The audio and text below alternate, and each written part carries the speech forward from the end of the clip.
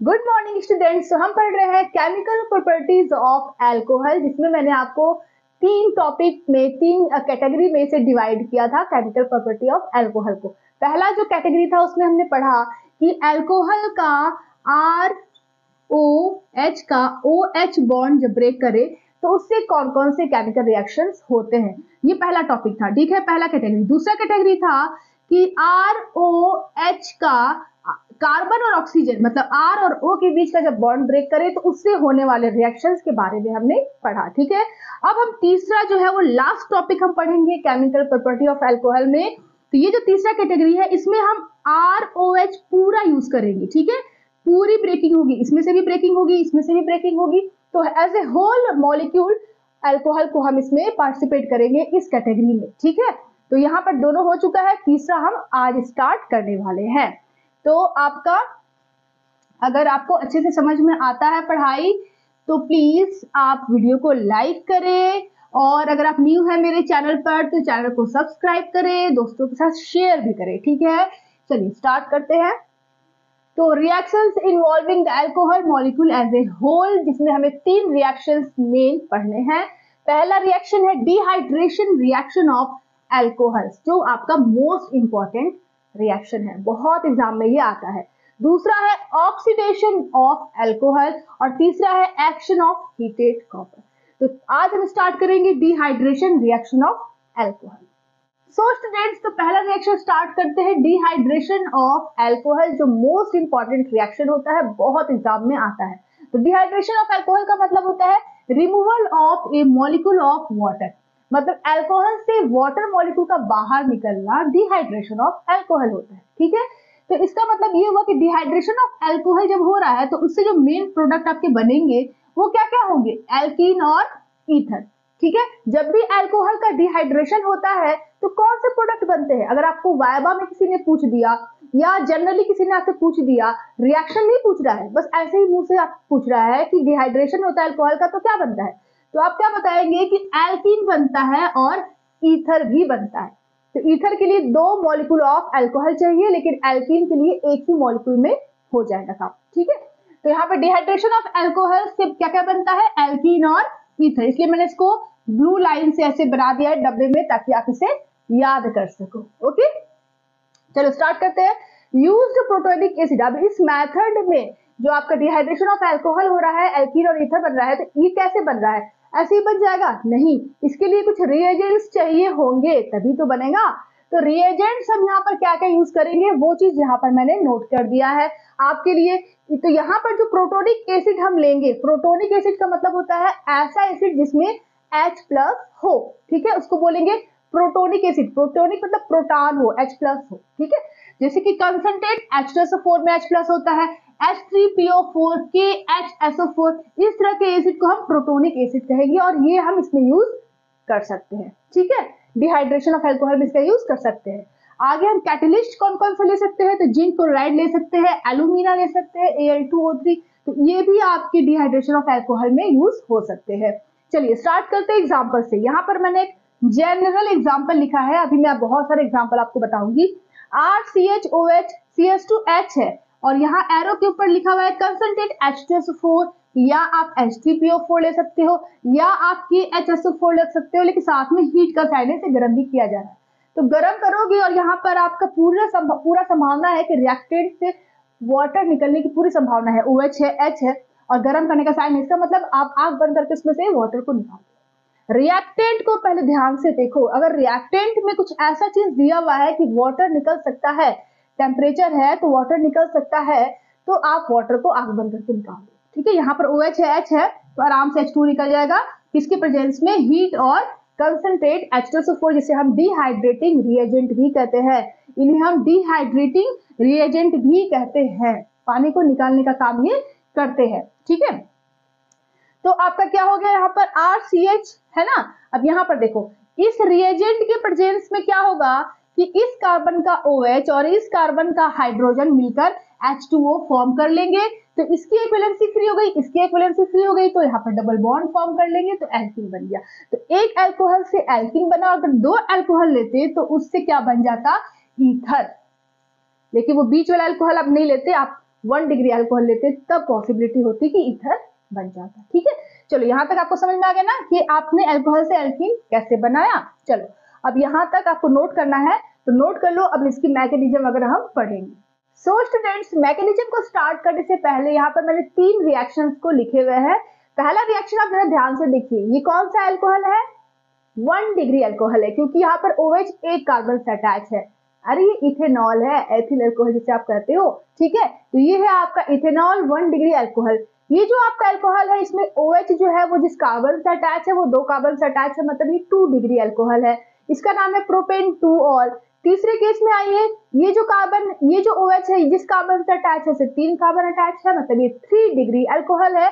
इसका नाम है 2 मेथिल प्रोपेन 2ऑल। अब ये 3 केस आपको दिया हुआ है, 1 डिग्री, 2 डिग्री, 3 डिग्री। इनका अगर आप डिहाइड्रेटिंग रिएजेंट यूज करेंगे, जब डिहाइड्रेशन कराएंगे तो प्रोडक्ट क्या बनेगा? अरे ऑफ कोर्स एल्कीन ही बनेगा ना। तो एल्कीन बनाकर दिखाना है यहाँ पर। चलिए सब लोग अपना अपना कॉपी लेकर स्टार्ट करिए, इसको बनाइए और फिर मेरे से मैच कराइए। ठीक है, चलिए स्टार्ट करते हैं। तो यहाँ पर देखिए, ये एथिल अल्कोहल को मैंने ऐसे खोल कर बनाया है ताकि मैं आपको समझा सकूं कि वाटर आखिर निकल कहाँ से यहाँ पर रहा है। तो इस कार्बन से OH, इस कार्बन से H और वाटर यहाँ पर निकल गया। ठीक है, तो आपका CH2 इसकी इक्विवेलेंसी फ्री, इसकी इक्विवेलेंसी फ्री, दोनों आपस में मिलकर एल्कीन फॉर्म कर लेंगे। ठीक है, तो यहाँ से इथेनॉल से इथीन बनाने का ये फेमस मेथड है। ठीक है, एग्जाम में आता है, कन्वर्जन वाले क्वेश्चन में आता है कि इथेनॉल से इथीन कैसे बनाएंगे, तो आप इस रिएक्शन को बता सकते हो। ठीक है, साथ में वाटर। चलो नेक्स्ट है आपका प्रोपेन 2ऑल। यहां से भी आपका वाटर निकलेगा। अच्छा, ये जो CH3 है और ये CH3 है सेम है, तो आप यहाँ से हाइड्रोजन निकालो चाहे यहाँ से हाइड्रोजन निकालो, प्रोडक्ट तो सेम ही आपका बनेगा। तो मैंने यहाँ से निकाल दिया है। अच्छा, एक और बात आपको बता देती हूँ कि ये जो OH है जिस कार्बन से अटैच है उसको हम अल्फा कार्बन कहेंगे, क्योंकि फंक्शनल ग्रुप से अटैच है वो। तो ये अल्फा कार्बन हो गया, इससे एडजेसेंट कार्बन को हम बीटा कार्बन कहेंगे। कहेंगे कि नहीं? कहेंगे ना। इस कार्बन से अटैच, डायरेक्ट कार्बन अटैच जो है उसको हम बीटा कार्बन कहेंगे। तो यहाँ पर कौन सा एलिमिनेशन हो रहा है? अल्फा बीटा एलिमिनेशन रिएक्शन हो रही है। एलिमिनेशन ही तो हो रहा है, वाटर निकल रहा है। ठीक है, और डबल बॉन्ड फॉर्म हो रहा है। तो यहाँ पर आपको जो रिएक्शन हो रहा है वो अल्फा बीटा या बीटा एलिमिनेशन रिएक्शन, सब मैंने काफी अच्छे से पढ़ा है आपको, यहाँ पर हो रहा है बीटा एलिमिनेशन। तो यहाँ पर अगल बगल से ही आप OH और हाइड्रोजन को निकालेंगे। ऐसा नहीं कि आपने OH यहाँ से निकालना है तो आप किसी दूसरे कार्बन से जो बहुत दूर है वहां से निकाल रहे हो, ऐसा कुछ नहीं है। अल्फा कार्बन से आपने OH निकाला अगर, तो बीटा कार्बन से आप हाइड्रोजन को निकालोगे। गामा से निकालोगे तो कुछ और ही प्रोडक्ट आपका बन जाएगा, एपॉक्साइड वगैरह बन जाएगा, तो वो अलग केस है। तो यहाँ पर फिलहाल डिहाइड्रेशन ऑफ अल्कोहल में आपको अल्फा से OH, बीटा से हाइड्रोजन को निकालना है। समझ में आ रहा है मैं क्या बोल रही हूँ? चलो, CH3 CH double bond CH2 ये बना, इसकी इक्विवेलेंसी फ्री, इसकी इक्विवेलेंसी फ्री, डबल बॉन्ड बन गया, साथ में यहाँ पर H2O बन गया। तो यहाँ से प्रोपेन 2ऑल से क्या बन गया? बोलिए, प्रोपीन। ठीक है, 1 प्रोपीन कहो या प्रोपीन कहो। अब ये तीसरा केस आता है, ये 3 डिग्री अल्कोहल। अब इसको जरा ध्यान से देखो, ये है आपका अल्फा कार्बन। इस वाले केस में ये अल्फा कार्बन है, ये बीटा कार्बन है, इसके पास दूसरा बीटा कार्बन है ही नहीं, एक ही बीटा कार्बन है, तो वहीं से हाइड्रोजन को निकालेगा। लेकिन इस अल्फा कार्बन के पास 3 बीटा कार्बन है, तो तीनों बीटा कार्बन में से कौन सा हाइड्रोजन को निकलेगा? कौन सा हाइड्रोजन निकलेगा? ये बीटा कार्बन और इससे अटैच हाइड्रोजन को बीटा हाइड्रोजन कहते हैं। तो यहाँ पर भी बीटा हाइड्रोजन है, यहाँ पर भी बीटा हाइड्रोजन है, यहाँ पर भी बीटा हाइड्रोजन है, तो कौन सा बीटा हाइड्रोजन निकलेगा? अल्फा से OH और बीटा से हाइड्रोजन, तो कौन सा निकलेगा? अरे भाई तीनों तो सेम ही है, तो किसी में से भी आप निकाल लो। हाँ, अगर यहाँ पे C12 होता तो थोड़ा आप सोचते, लेकिन यहाँ पर तीनों सेम है, तो किसी भी बीटा कार्बन को पकड़ो और उसे कहो कि अपना हाइड्रोजन, बीटा हाइड्रोजन को निकाल दो भाई साहब। ठीक है, तो यहाँ पर मैं इसको थोड़ा खोल कर बना देती हूँ ताकि आपको अच्छे से समझ में आए। तो यहाँ से आपका अल्फा से OH और बीटा से हाइड्रोजन निकल गया H2O के फॉर्म में, और यहाँ पर CH3 और यहाँ डबल बॉन्ड ऊपर की तरफ बन गया CH2 और यहाँ पे CH3 प्लस आपका बना H2O, है ना। देखो यहाँ पर इसकी इक्विवेलेंसी फ्री हुई, इसकी इक्विवेलेंसी फ्री हुई, तो यहाँ पर डबल बॉन्ड बन गया। तो समझ में आ गया ना आपको कि अगर इथेनॉल से पूछेगा कि इथीन कैसे बनाते हैं, तो ये रिएक्शन देंगे आप। अगर प्रोपेन टू ऑल से पूछ दिया कि प्रोपीन कैसे बनाते हैं तो ये रिएक्शन देंगे, और 2 मैथिल प्रोपेन टू ऑल से 2 मैथिल प्रोपीन कैसे बनाते हैं तो ये रिएक्शन देंगे। तो आप इस नाम दिया रहेगा अगर, तो आपको स्ट्रक्चर ड्रॉ करने आना चाहिए, तभी तो आप ड्रॉ करोगे, तब तो आप रिएक्शन करोगे ना। तो ये 11th वगैरह में आपने नॉमेनक्लेचर पढ़ा होगा तो आप इसे कर सकते हो, ठीक है। तो ये इतना तो समझना है ना कि अल्फा से OH और बीटा से आपको हाइड्रोजन निकालना है और डबल बॉन्ड फॉर्म करना है, ठीक है। इसको नोट करना है तो नोट करना है। सो स्टूडेंट्स, यहाँ पर मैकेनिज्म को हम स्टार्ट करते हैं। तो यहाँ पर मैंने एग्जांपल में लिया है इथेनॉल। इथेनॉल से आपको इथीन बनाना है तो कंसंट्रेट H2SO4 लीजिए और हीट का साइन लगा दीजिए। अगर आपको टेम्परेचर याद नहीं है तो टेम्परेचर याद है तो उसको लिख दीजिए, ठीक है। और साथ में इथीन बन गया और H2O आपका यहाँ पर बन गया। उसका मैकेनिज्म मैं आपको बताऊंगी। तो डिहाइड्रेशन ऑफ एल्कोहल का जो मैकेनिज्म होता है वो 3 स्टेप में कंप्लीट होता है, ठीक है। डिहाइड्रेशन ऑफ एल्कोहल का मैकेनिज्म 3 स्टेप में कंप्लीट होता है। जो पहला स्टेप है, बहुत ध्यान से देखिए, पहला स्टेप जो होता है वो है फॉर्मेशन ऑफ प्रोटोनेटेड एल्कोहल। पहले स्टेप में आपका एल्कोहल जो आप लेते हो रिएक्टेंट में, उसमें प्रोटॉन जाकर जुड़ जाता है। वो प्रोटॉन कहां से आया? अरे जो आपने रिएजेंट लिया है ना एसिड, उससे वो प्रोटॉन आया। तो आपका एल्कोहल में उस एसिड से जो प्रोटॉन निकला वो आके जुड़ गया। क्यों जुड़ा? क्योंकि उस एल्कोहल के पास न्यूक्लियोफाइल है, ऑक्सीजन है, इसके पास लोन पेयर है, ठीक है। तो वहां पर क्या बना? आपका प्रोटोनेटेड एल्कोहल बन गया। सेकेंड स्टेप में आपका बनेगा कार्बोकेटायन, और यही स्टेप जो होता है ये रेट डिटरमाइनिंग स्टेप होता है, जो रिएक्शन के रेट को बताता है। और रिएक्टिविटी अगर आपको निकालनी होगी तो इस स्टेप से आप निकालेंगे, ठीक है। इसी स्टेप के अकॉर्डिंग आप निकालेंगे। तो आपका formation of carbocation rate determining step second step होता है। तीसरा स्टेप क्या है? Elimination of a proton to form ethene, और तीसरे स्टेप में आपका मेन प्रोडक्ट बन जाता है इथीन, ठीक है। चलिए स्टार्ट करते हैं इसको साफ करने के बाद। तो पहला स्टेप है फॉर्मेशन ऑफ प्रोटोनेटेड एल्कोहल। तो यहाँ पर क्या होता है कि C2H5OH ये एक वीक बेस की तरह यहाँ काम करता है। इस ऑक्सीजन के पास लोन पेयर्स होते हैं, ठीक है। तो ये न्यूक्लियोफाइल का भी काम करता है। और आपका जो आपने एसिड लिया है कंसंट्रेट H2SO4, ये H+ को सप्लाई करता है, क्योंकि यहाँ पर प्रोटोनिक एसिड आपने यूज किया है, ठीक है। स्टार्टिंग में ही मैंने आपको बताया। और यहाँ पर रिवर्सिबल का साइन, क्योंकि इक्विलिब्रियम में जाता है ये रिएक्शन, ठीक है। तो आपका H+ क्या होगा? वो कहाँ अटैक करेगा? इसके पास अटैक करेगा, या तो ये इसके पास अटैक करेगा, किसी को भी बोलो। यहाँ पर इलेक्ट्रोफाइल न्यूक्लियोफाइल के पास अटैक करेगा या न्यूक्लियोफाइल इलेक्ट्रोफाइल के पास अटैक करेगा। तो आपका क्या बन जाएगा? इस एल्कोहल में H+ जुड़ रहा है, इस एल्कोहल में प्रोटॉन जुड़ रहा है, तो इसका मतलब कि जो एल्कोहल बनेगा वो क्या कहलाएगा? Protonated alcohol. Is that clear? C2H5OH+ charge, एक हाइड्रोजन ये, एक हाइड्रोजन ये, 2 हाइड्रोजन। तो ये क्या बन गया? ऐसा एल्कोहल जिसमें प्रोटॉन ऐड हो गया हो उसे बोलेंगे प्रोटोनेटेड एल्कोहल, ठीक है। ये एक रिएक्टिव स्पीसीज होती है, अनस्टेबल स्पीसीज होती है। तो ये पहला स्टेप में आपका प्रोटोनेटेड एल्कोहल आपका बन गया। लिख लीजिए यहाँ पर प्रोटोनेटेड मतलब प्रोटॉन का जुड़ना, एल्कोहल, ओके। सेकंड स्टेप क्या है? Step number 2, formation of carbocation. यही सबसे इंपॉर्टेंट स्टेप है, फॉर्मेशन ऑफ कार्बोकेटायन।